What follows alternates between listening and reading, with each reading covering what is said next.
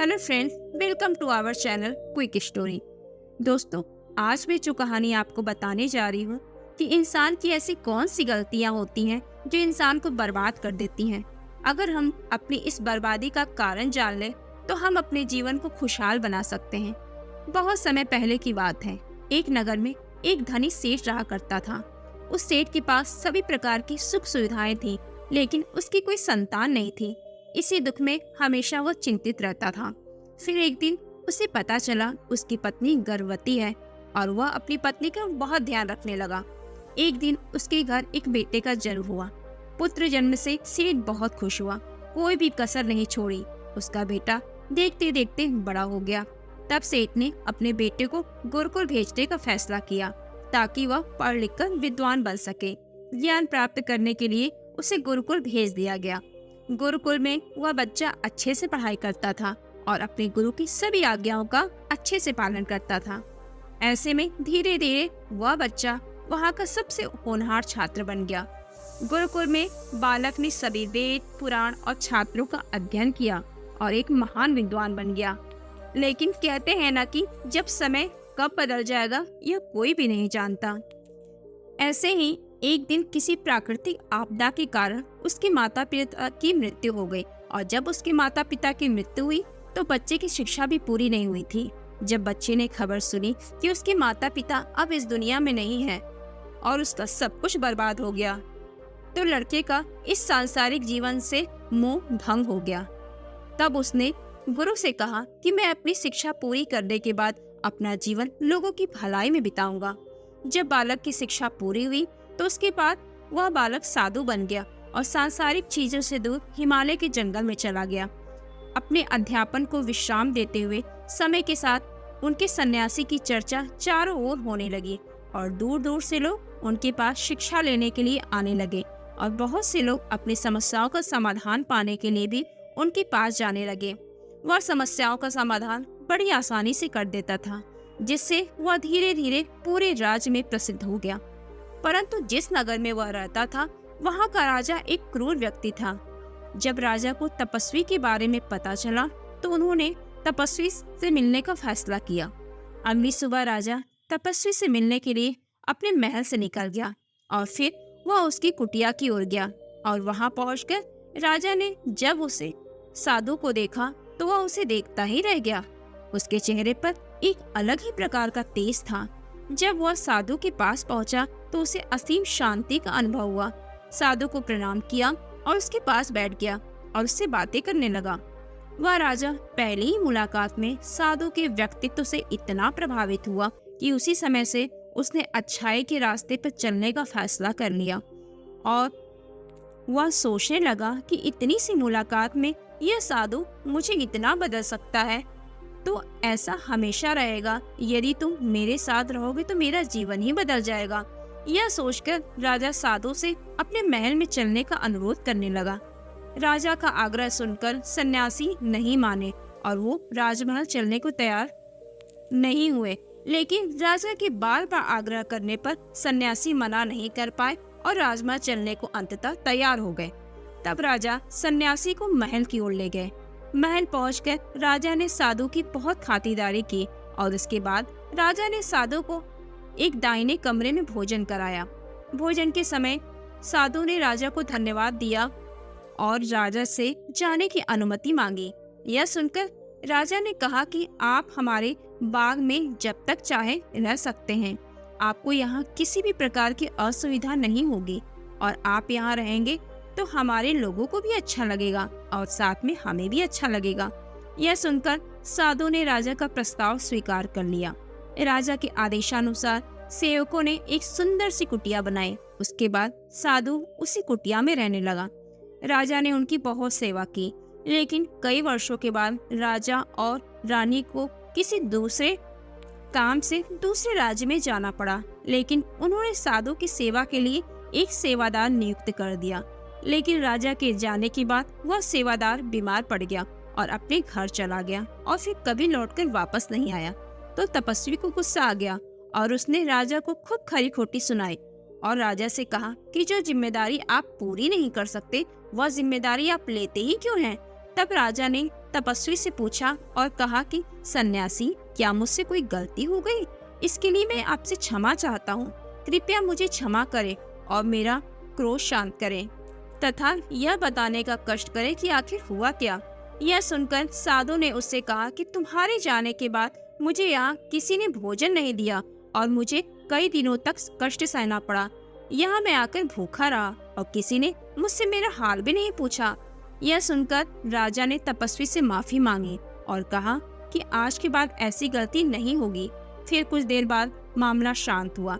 जब राजा और तपस्वी के बीच बातचीत चल रही थी तो रानी भी छुपकर सुन रही थी यह सारी बातचीत। उसके बाद राजा ने उस तपस्वी से शिकायत का मौका नहीं दिया और उनकी खूब सेवा की।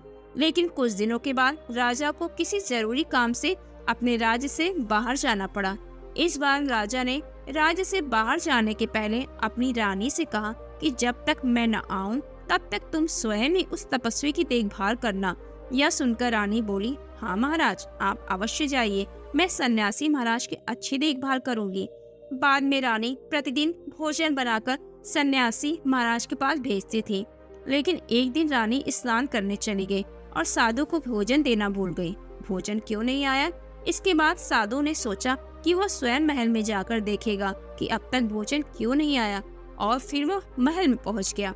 जब वह महल के अंदर पहुंचा तो वहां उसकी नजर रानी पर पड़ी। रानी के लंबे लंबे घने केश जो कि उसकी कमर पर लहरा रही थी, उसकी कजरारी आंखें जो देखने मात्र से ही घायल कर दे रही थी, उसकी हिरने जैसी चाल। रानी के इतने सुंदर रूप को देखकर सन्यासी चकित हो गया और रानी की सुंदरता सन्यासी के मन में घर कर गई और वह वहां से बिना कुछ कहे ही अपनी कुटिया में लौट आया। सन्यासी रानी के रूप की सुंदरता को भुला न सका और वह खाना पीना छोड़कर अपनी कुटिया में पड़ा रहा। उसने कई दिनों तक कुछ भी नहीं खाया, जिस वजह से वह बहुत कमजोर हो गया था। फिर कुछ समय बाद राजा वापस लौटे। जब उसे सन्यासी की हालत का पता चला तो सीधे सन्यासी के पास पहुंच गए और बोले कि भगवान, क्या बात है, आपको क्या हो गया? आप इतने कमजोर कैसे हो गए? किस गहरी सोच में डूबे हैं? क्या मुझसे फिर कोई गलती हो गई? तब साधु ने कहा, नहीं राजन, आपसे कोई गलती नहीं हुई। यह सुनकर राजा बोले, तो फिर क्या बात है? आप मुझे बताएं, मैं आपकी समस्या का समाधान अवश्य करूंगा। यह सुनकर तपस्वी ने राजा से कहा कि आपकी रानी की अद्भुत सुंदरता को देखकर मैं उसकी सुंदरता पर मोहित हो गया हूँ और अब मैं रानी के बिना नहीं रह सकता। यह सुनकर राजा तो हैरान ही हो गया। कुछ देर सोचने के बाद राजा ने उस सन्यासी से कहा, मैं आपको रानी दे दूंगा। यह सुनकर सन्यासी बहुत प्रसन्न हुआ। फिर राजा सन्यासी को लेकर महल में चले गए और जब राजा सन्यासी महल में पहुंचे तो उस दिन रानी ने अपने सबसे सुंदर वस्त्र और आभूषण पहने थे। फिर राजा रानी के पास गया। राजा ने रानी से कहा कि इस साधु की मदद करनी चाहिए, वह बहुत कमजोर स्थिति में जा चुका है और मैं नहीं चाहता कि एक बुद्धिमान व्यक्ति की हत्या का कलंक मेरे सिर पर हो। राजा की आवाज सुनकर रानी ने राजा से पूछा कि आखिर इस सन्यासी के दुख का कारण क्या हो सकता है।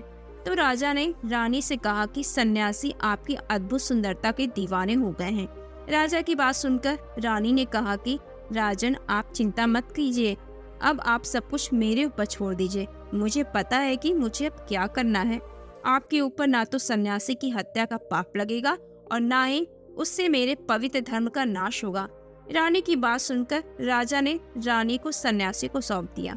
उसके बाद सन्यासी रानी को लेकर कुटिया में पहुंचे। जब रानी सन्यासी की कुटिया में पहुंची तो रानी ने सन्यासी से कहा कि हमें रहने के लिए घर चाहिए, हम इस झोपड़ी में नहीं रह सकते। यह सुनकर सन्यासी राजा के पास गया और राजा के पास जाकर बोला, हे राजन, हमें रहने के लिए घर चाहिए। यह बात सुनकर राजा ने उनके लिए घर का प्रबंध किया। फिर सन्यासी रानी को लेकर घर पहुंचा।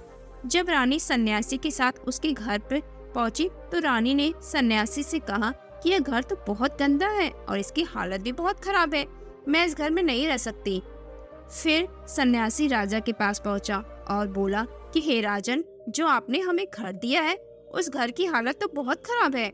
सन्यासी की बात सुनकर राजा ने उसे घर की हालत ठीक करवा दी। उसके बाद फिर रानी घर के अंदर गई और नहा धोकर बिस्तर पे आ गई। तभी साधु भी बिस्तर पे आ गया। फिर उसके बाद रानी ने साधु से कहा, आप जानते हैं कि आप कौन हैं और क्या बन गए हैं? आप एक महान साधु थे, जिनके लिए राजा स्वयं सभी आवश्यक चीजें उपलब्ध कराते थे, जिनके पास दूर दूर से लोग ज्ञान प्राप्त करने आते थे, जो लोगों को सत्य का मार्ग दिखाते थे, जो लोगों की समस्याओं का समाधान करते थे, जिन्हें सभी लोग गुरु मानते थे, जिसे सब लोग भगवान मानकर पूजते थे। और आज आप वासना के कारण मेरे गुलाम हो गए हैं। रानी की यह बात सुनकर साधु को झटका लगा और उसे एहसास हुआ कि वह एक साधु है और यह सब क्या कर रहा है। ये सब सुख सुविधाएं छोड़कर शांति की तलाश में वह जंगल चला गया। जोर जोर से रोने लगा और चिल्लाने लगा और रानी से कहने लगा, मुझे क्षमा कीजिए महारानी, मैं क्या करने जा रहा था। मैं अभी आपको राजा को सौंप कर आता हूँ। सन्यासी की बात सुनकर रानी ने सन्यासी से प्रश्न किया कि हे महाराज, मेरे मन में एक प्रश्न उठ रहा है, कृपया इस प्रश्न का उत्तर दीजिए। रानी की बात सुनकर सन्यासी ने कहा, पूछो।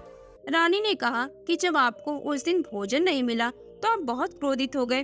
तब मैंने आपके ये रूप पहली बार देखा था और तभी से मैं आपके व्यवहार में परिवर्तन महसूस कर रही थी। ऐसा क्यों हुआ साधु महाराज? आखिर आपको इतना क्रोध क्यों आया? रानी की बात सुनकर सन्यासी ने रानी को समझाया कि जब मैं जंगल में था तो मुझे समय पर भोजन भी नहीं मिलता था, लेकिन जब मैं महल में आया तो महल में आने के बाद मुझे सारी सुख सुविधाएं मिली। फिर मैं इस सभी सुख सुविधाओं के मोह में फंस गया और मुझे इसके प्रति लगाव उत्पन्न हो गया। फिर मुझे इसको पाने का लालच उत्पन्न हो गया। जब मुझे यह नहीं मिला तो मेरे अंदर क्रोध उत्पन्न हुआ।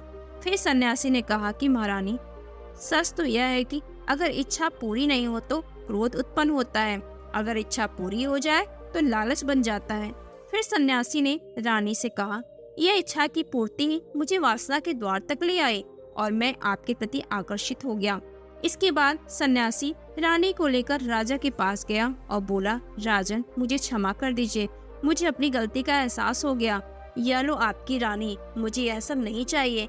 मैं अपनी इच्छा के वशीभूत होकर यह कार्य करने जा रहा था और अपने जीवन को बर्बाद कर रहा था, लेकिन अब मुझे सब समझ में आ गया है। सन्यासी ने राजा से कहा, जो व्यक्ति मन पर नियंत्रण कर लेता है वह दुख और परेशानियों से बच जाता है। वहीं जो व्यक्ति इन दोषों पर नियंत्रण नहीं कर पाता वो बर्बाद होने लगता है। यह सुनकर राजा ने कहा, महाराज, आप मुझे वो 4 आदतें बताइए जिससे कि मनुष्य की बर्बादी हो जाती है।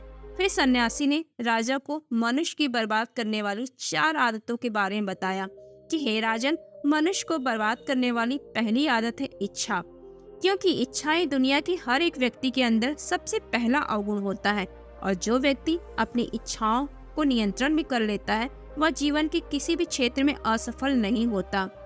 दूसरी आदत है वासना। वासना का जन्म हमारे मन में उठने वाली इच्छाओं से होता है।